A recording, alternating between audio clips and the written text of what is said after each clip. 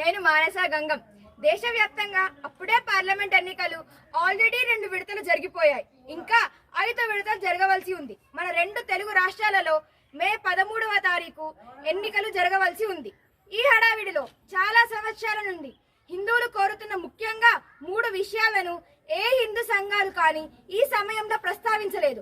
దేశంలోని వివిధ రాష్ట్రాలలో వేరు వేరు పేర్లతో పిలువబడే దేవాలయ ధర్మదయ శాఖను రద్దు చేసి హిందూ దేవాలయాలను హిందువులకే అప్పజెప్పాలి. గతంలో మన దేశాన్ని పాలించిన బ్రిటిషర్లు 1863లో రిలీజియస్ ఎండోమెంట్ యాక్ట్ అనే చట్టాన్ని అమలు చేసి మన దేవాలయాలను ప్రభుత్వ ఆధీనంలోకి తీసుకొని దేవాదాయ సంపదలను దోచుకున్నారు. ఆ దోచుకోవటం దాదాపు 160 సంవత్సరాల క్రింద మొదలై నేటికీ కొనసాగుతున్నది. నాడు పరాయివారు, నేడు మన ప్రభుత్వాలు, అంతే తేడా. కానీ దోచుకోవడం మాత్రం కామన్. దేశానికి స్వాతంత్రం వచ్చింది, కానీ మన దేవాలయాలకు ఇంకా రాలేదు. ఇది హిందువులందరూ సిగ్గుపడవలసిన విషయం. మన దేశం లౌకిక దేశం, అంటే మత ప్రమేయం లేని దేశం. అంటే ప్రభుత్వాలు మతాలకు అతీతంగా పరిపాలించాలి. ప్రభుత్వాలు ఎటువంటి మతపరమైన కార్యకలాపాలు చేయకూడదు. దేశంలో ప్రధానమైన మతం హిందూ మతం. కేవలం హిందూ మతానికి సంబంధించిన దేవాలయాలను ప్రభుత్వం తమ ఆధీనంలో ఉంచుకొని నిర్వహించడం ఎంతవరకు సబబు? వేరే మతాల వాళ్ళు వారి వారి ప్రార్థనా స్థలాలకు వెళ్లాలంటే ఉన్న పలంగా వెళ్ళవచ్చు. కానీ ఒక హిందూ దేవాలయానికి వెళ్లాలంటే జేబులో డబ్బులు చూసుకొని మరీ వెళ్లాల్సిన పరిస్థితి కల్పించాయి ప్రభుత్వాలు. దీని ద్వారా ఎందరో హిందువులను గుడికి రాకుండా ధర్మానికి దూరం చేస్తున్నాయి ఈ ప్రభుత్వాలు. దేవాలయానికి వెళ్ళగానే వాహనాన్ని పార్కింగ్ చేయడానికి టికెట్, చెప్పులు ఉంచడానికి టికెట్, ఫోను ఉంచడానికి టికెట్, దేవాలయంలోకి వెళ్ళనే లేదు. అప్పుడే 3 టికెట్లు. లోనికి ప్రవేశించాక అభిషేకం, హారతి, అర్చన, కళ్యాణం, కొబ్బరికాయ కొట్టడానికి, స్వామివారికి నైవేద్యం నివేదించడానికి అన్నిటికీ టికెట్. ఇక ఆర్థిక సేవలకైతే టికెట్, ఆపై జిఎస్టీ. దేవాలయంలో జిఎస్టీ ఏమిటి? చండాలంగా సిగ్గరిపించట్లేదా? చివరిగా ప్రసాదమైనా ఉచితంగా ఇస్తారంటే అది లేదు, దానికి టికెట్. మీకంటే మా వీధిలో షావుకారు నయం. సరుకులు కొన్న తర్వాత ఒక చిన్న బెల్లం ముక్కనైనా ఫ్రీగా ఇస్తాడు. ఇప్పటికే అన్ని రకాలుగా దేవాలయాలను పీల్చి పిప్పి చేస్తున్న ప్రభుత్వాలు.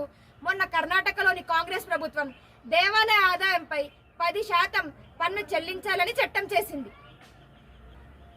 కానీ బీజేపీ పార్టీ అడ్డుకోవడం వలన ఆ చట్టం ఇప్పటికైతే ఆగింది. పోనీ మీరేమైనా సరిగ్గా నిర్వహిస్తున్నారంటే అది లేదు.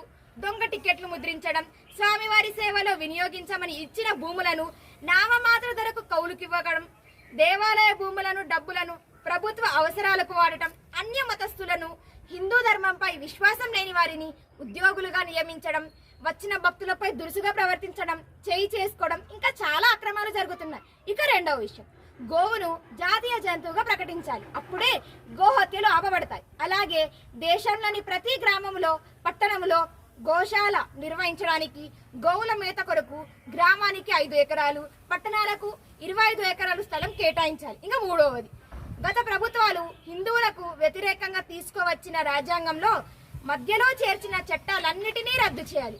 ఇవన్నీ కేవలం ఒక బీజేపీతోనే సాధ్యం. దయచేసి హిందూ బంధువులందరూ ప్రస్తుత సమయంలో మీ ఊరికి, పట్టణానికి ఎన్నికల ప్రచారంలో భాగంగా వచ్చే కేంద్ర నాయకులు, మోడీ గారు, అమిత్ షా గారు లాంటి వారికి, కేంద్ర మంత్రులకు, రాష్ట్ర నాయకులకు, కిషన్ రెడ్డి, బండి సంజయ్ లాంటి వారికి, బీజేపీ ఎంపీ అభ్యర్థులకు అందరికీ ఎక్కడ పడితే అక్కడ ఈ 3 విషయాలను పేపర్ పై వ్రాసి వారు అధికారంలోకి రాగానే వీటిని తొందరగా అమలు చేయాలని మన ఆవేదన వ్యక్తం చేయండి. దయచేసి హిందూ బంధువులందరూ వీలైనంత ఎక్కువగా ఈ వీడియోని షేర్ చేసి బీజేపీ పార్టీకి ఓటు వేసి మన హక్కులను సాధించుకుందాం. ఇది ఒక్క బీజేపీ పార్టీతోనే సాధ్యం. అబ్కి బార్ 400 బార్ మోడీ సర్కార్. భారత్ మాతా की जय, భారతీయ జనతా పార్టీకి జై.